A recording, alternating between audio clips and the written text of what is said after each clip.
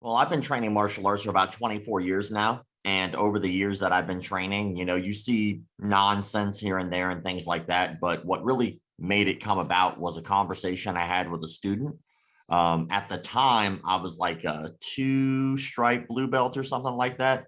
And I was a assistant at the facility that I was training and coaching at. I was in charge of all their kids programs, after school programs, summer camps, and I was also in charge of teaching their kids classes. So I took care of that side of things there, but I was also their striking coach for their MMA program, and I trained a lot. Well, I was working the front desk one day, and the owner had called me in, and he was like, "Hey man, I'm sick. I don't feel very well. Could you take over this class for me?"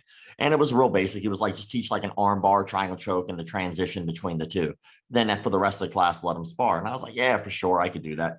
So I did that. And then as soon as that was done, because it was a noon class, most of those guys either worked for themselves or worked from home. So we were just kind of all shooting the shit and talking about martial arts.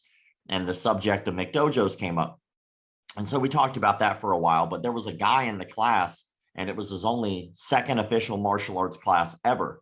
And so when he was there, he kind of was listening to the conversation, and then everyone left, but he stayed behind. And he pulled me back and he was like, "Hey man, it's a little weird to say, but I don't know what a McDojo is." And I go, "Oh, okay." So I explained to him what has now kind of become the basis for the 5 rules of the page. And then he goes, "Why doesn't anybody do anything about that?" And I thought about it, and I was like, that's a really, really good question, because there is no regulating body to the martial arts industry. It just doesn't exist. And so I thought about it all night, and I couldn't stop thinking about it. I actually had a hard time sleeping because that was a solid question, a really basic question, but no one seemed to be really asking. And so the next day I started Mcdojolife on Facebook, and then it's just kind of grown from there.